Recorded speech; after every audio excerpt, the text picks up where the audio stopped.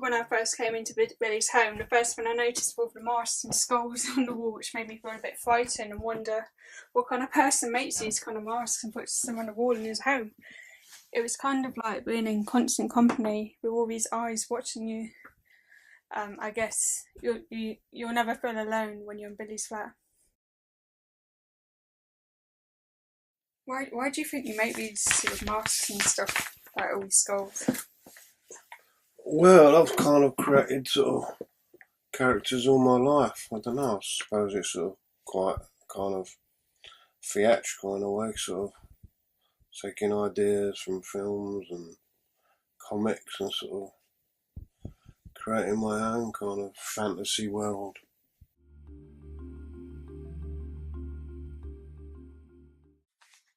But why masks? Like, what is it about heads and stuff? Is it like...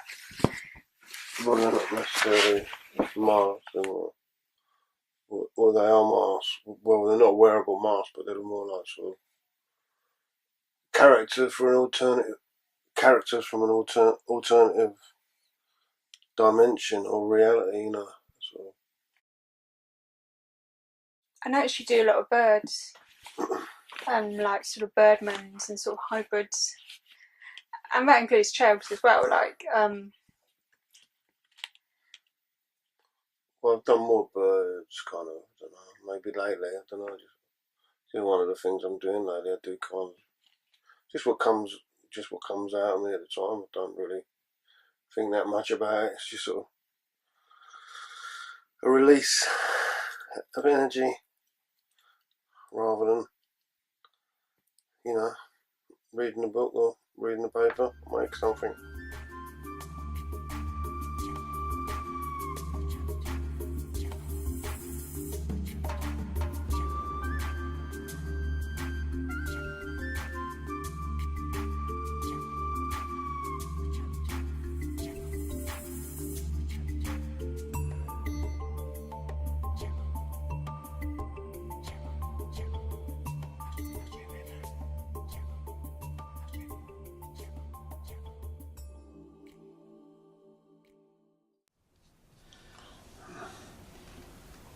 coming into Billy's home and being with Billy is quite a surreal experience.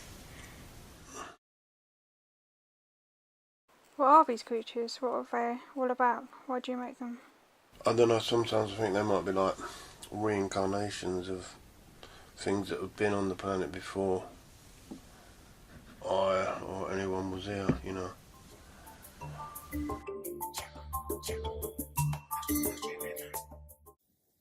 Billy has like these armies of creatures. From other dimensions or... yeah.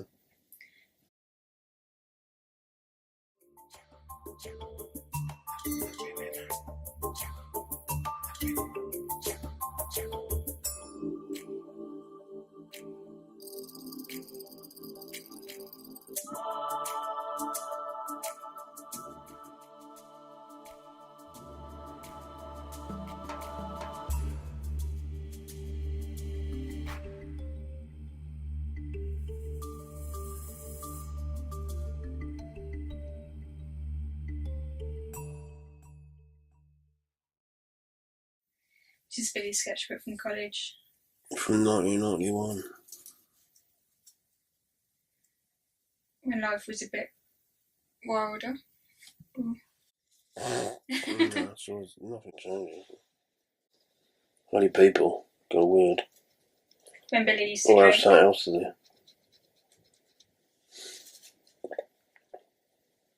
When Billy used to drink.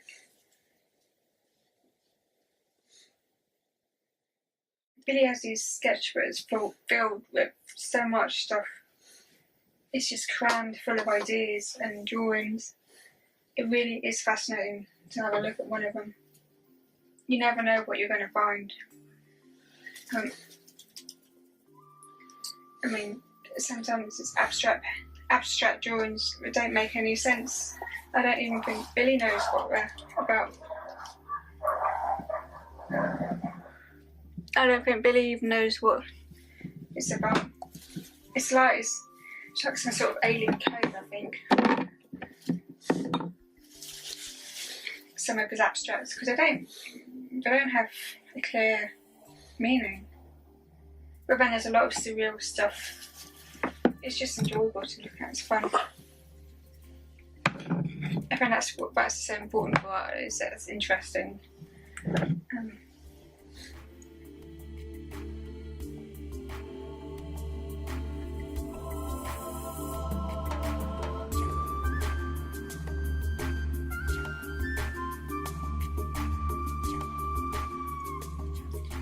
Every once in a while, when I find one of these sketchbooks, I'll come across a drawing that's so detailed and filled in. They just take you aback, really.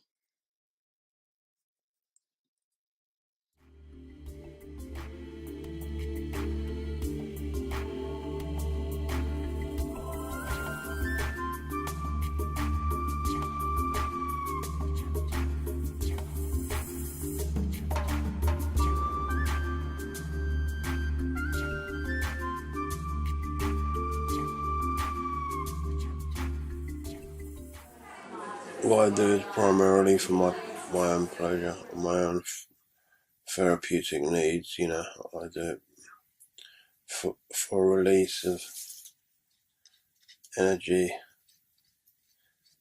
because I find it stimulating to be, to create and do that. It seems very good for you, for your I don't know, just your soul, really. Good for you. Makes you feel good.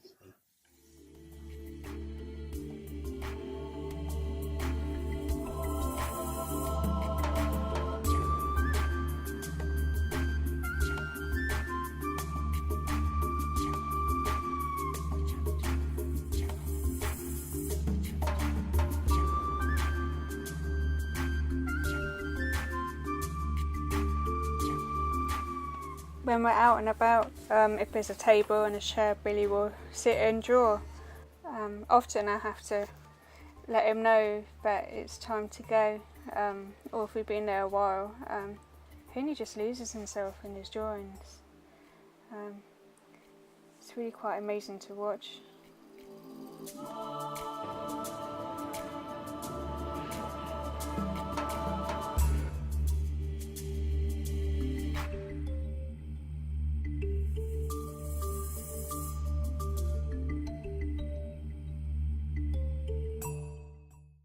When I talk to him after he's been drawing quite a while, he's like he's not quite ready to come back into the world.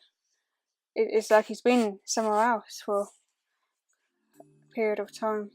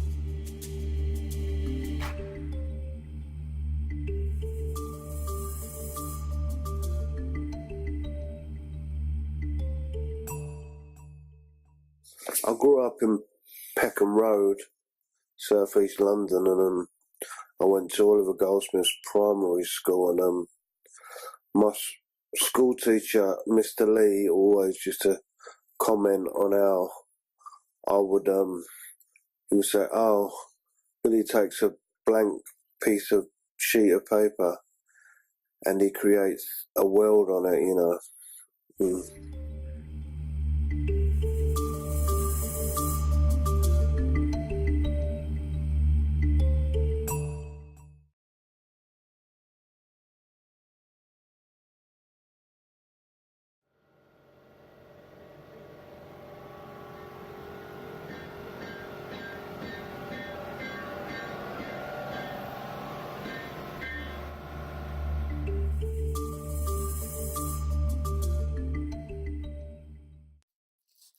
I'm lucky to have some space at home where I can just do some finishing of my sculpture. If I could, I would do it all day. But I realise I'm lucky to have some space at least.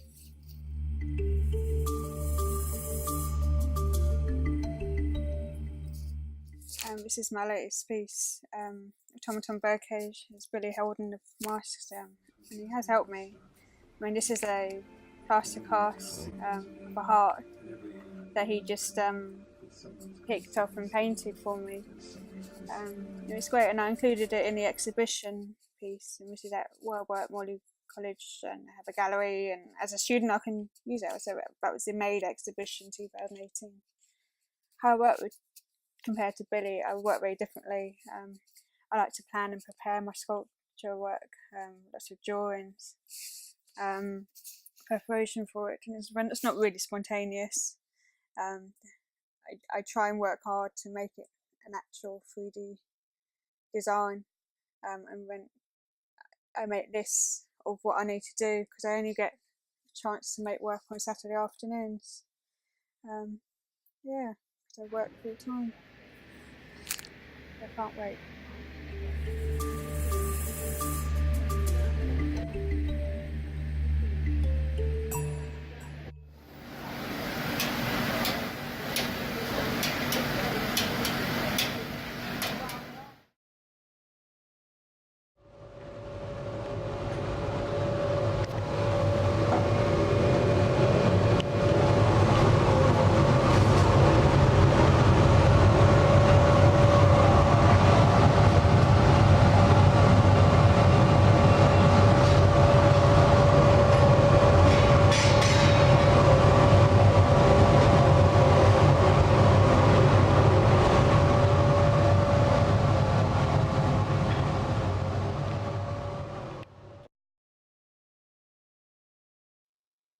I think the reason I make a lot of sort of armour-like spiral design work is due because I wear hearing aids, and that relation to the inner spiral of the ear. When I was growing up, I didn't like wearing hearing aids, and I didn't get hearing aids until I met Billy in my 20s, and as an adult I started wearing them, and they really changed my life. I still struggle in social situations.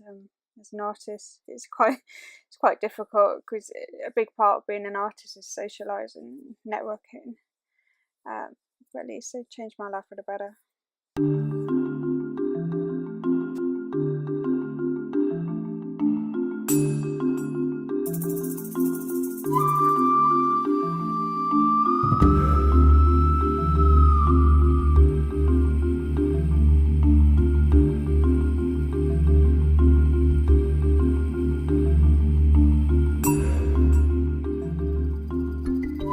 Having exhibitions is really important to artists, or just somewhere, just showing your work somewhere, somehow. As a teenager, I used to show it on DeviantArt. As an adult, I'm not so hot on social media, but I do have a Twitter account and I do have a website, which I do like to use. It just feels nice to make work and show it on some sort of platform at least. Even if it's not a sort of conventional exhibition. It's very hard to get an exhibition. You have to make it happen or enter competitions.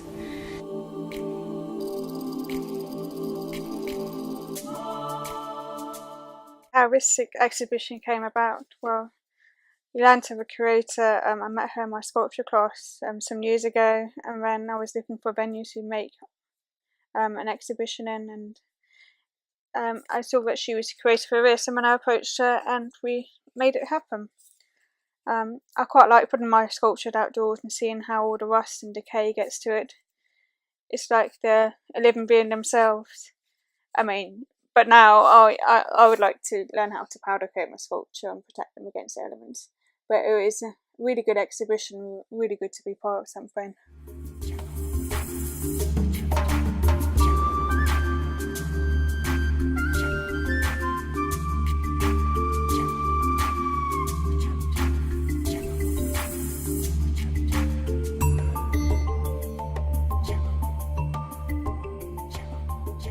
Or just get some clay and I press it out, and then get some paper, lay the clay on top, and then mould it into it.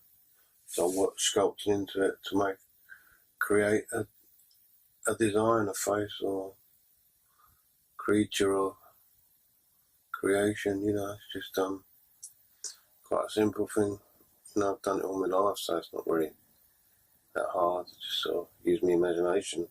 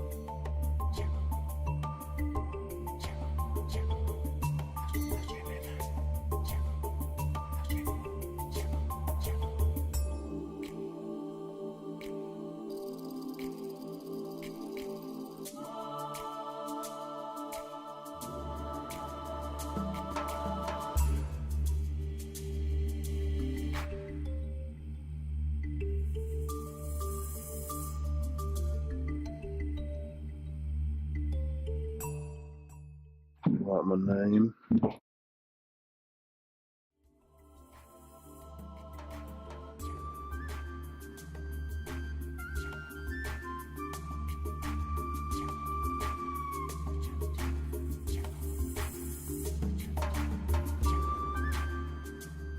Billy makes so many masks and heads. I thought to do an exhibition on sort of the kind of heads that you see in churches and cathedrals, which are not gargoyles, but the name's actually grotesques. I thought it would be an ideal opportunity for him to use his talents to produce something for a specific venue. I came up with these kind of obscure designs for sort of this location that I thought these sort of characters would suit this sort of place, sort of deriving from sort of medieval sort of ideas and characters of minstrels and nuns and monks and knights and just anything sort of like sort of ancient sort of characters, so I made a load of stuff sort of based on those sort of, and also kind of time travelling creatures as well, because I thought they could be anywhere at any time, and it'd be interesting to have that kind of concept involved in what this exhibition, what I was doing. So, yeah.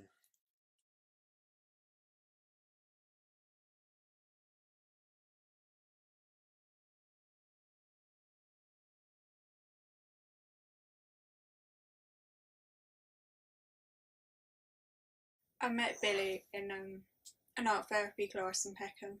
I don't think Billy meant to come to the class. I think the teacher told me it was a drawing class. That was the beginning of an interesting relationship. Yeah. No one ever forgets me once they know me. This drawing is done particularly well for Billy. In 2010 we went along to this Museum of Everything event at the Tate Modern, and I brought along Billy's sketch, but Billy Weston is an accidental artist. His whole life was changed when he suffered a brain hemorrhage at the age of 14, losing the use of his right hand, drawing hand, and leg use. So now he works with his left hand, creating worlds and paper of his inner mind and thoughts. I was sitting on the bed watching a James Bond movie, Dr. No, I think it was. And all of a sudden, I had this horrible headache. Like, not like a normal headache, like mind splitting. But you know, as you do, you just sort of run for an aspirin or something.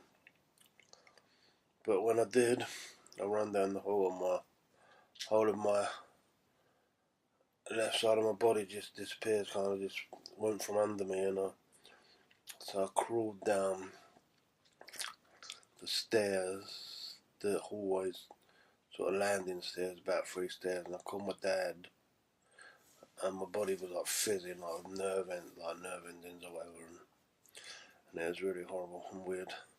And then I called my dad, and then he came, and he bent my leg upwards and put me into a sort of recovery position, I suppose. And then I was sick. I just started being sick until, and then I went into a coma. And I don't really remember coming round. It was like a slow process. I think it took a week or so, over a week, and then I sort of, and all my hair was gone because I had quite a lot of hair then, so sold my haircut kind of like a wedge, and yeah. Anyway, and then, but my head was bald, and I just had like a big bandage around my head, like, and I was like, when I was 14, and I just was completely paralysed in my right side, all the way down, like right down the middle, and I was blind in my right eye. Became my art because that's what I'd always been strong at, as I was born as a right-handed person. I was right-handed, right, when I was 14, but then I practiced with my left hand, then became good. Became relatively interesting as an artist with my left hand, yeah, because I was right-handed, so don't really see the point in drinking. Just gives you a headache. They put me on medication when I had some fits, so I don't mix with that anymore. I used to, but I don't now because I'm too old. Doesn't suit me. When you're young, you can do all that shit, you know. You can drink and damage your body, and you kind of revive. Well, not everyone, but you do kind of overcome it. But it's not good for you. When did you stop drinking? I got out drinking in late 2004. Like maybe the beginning of November. Yeah.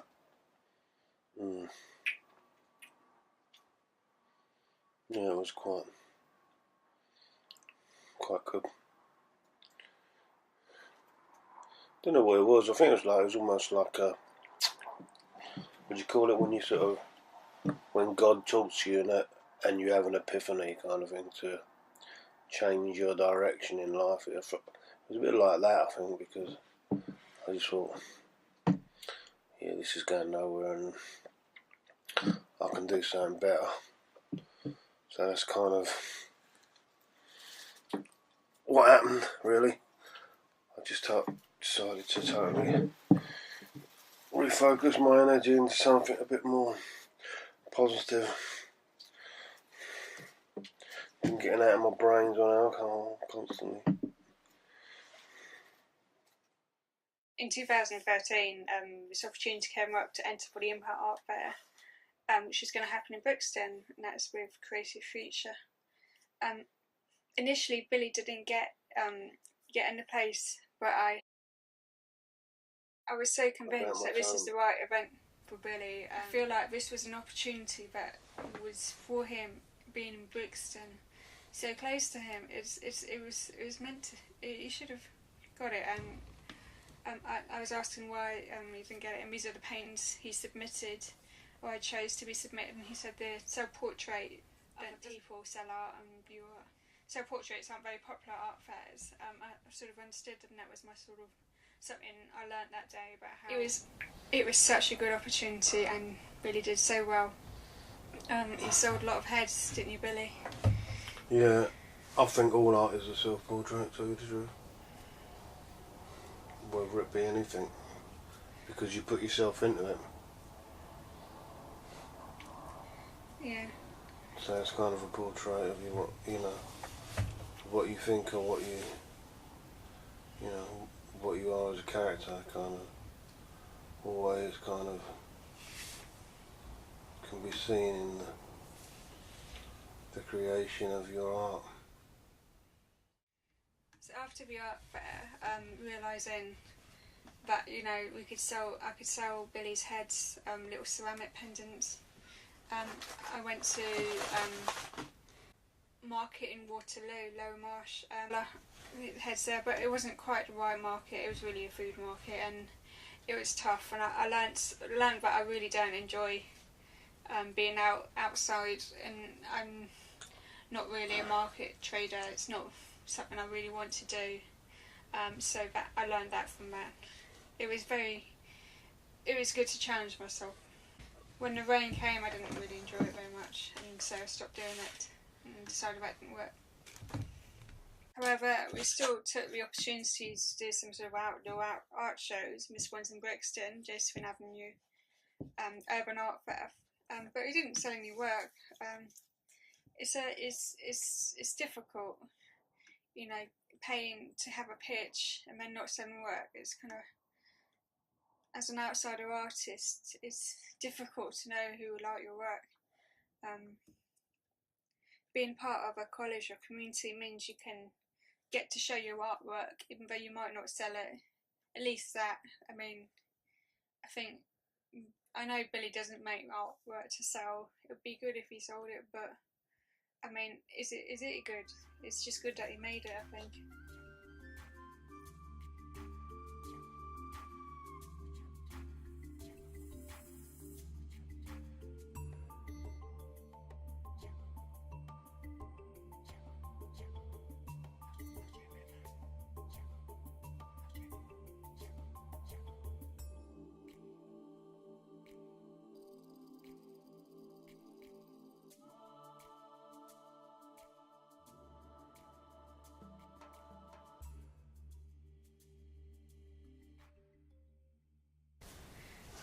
In 2014, I entered Billy for this competition for the Inner Self, and Billy was selected, which was so great. And we went to the public view, and again, this Beanut got shown. I think Billy really enjoyed it. He enjoyed the artist talk as well, and we enjoyed meeting all the other artists. Another thing we've tried is this Royal Academy in Practice session for outside artists with disabilities, which was exciting, nerve-wracking and exciting. But we went along and tried it. It was good to just do something. How Billy and I work, usually he has an idea and I try to make it happen. Sometimes I just miss it at first, but usually I come round. Here I learnt how to make a little comic book he wanted, so I did it with the exhibition he did.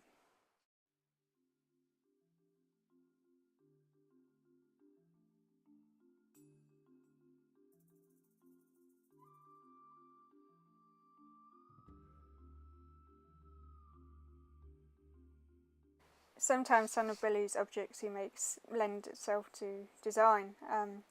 Someone didn't want this pot they had thrown, and they gave it to Billy and he just decorated it. So that gave me the idea to try and learn how to throw pots and make bowls and mugs and give them to Billy to decorate. Sometimes it works, sometimes it really hasn't worked. But I'm learning how to do all the glazing and oxides.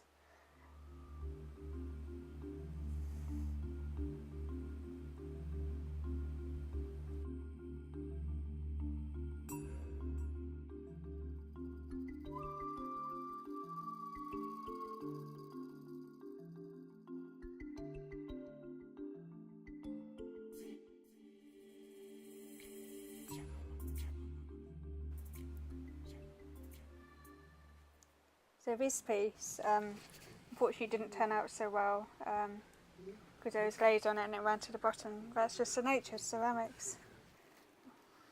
Been doing this design on this pot.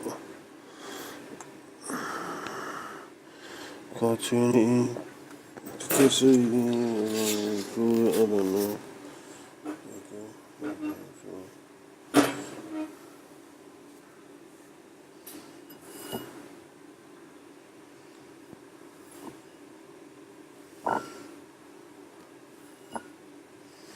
Let's go fill a couple more over there.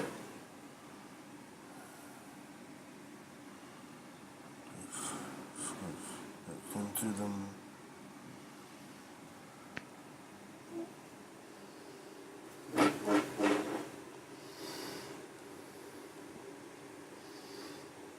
Nice design.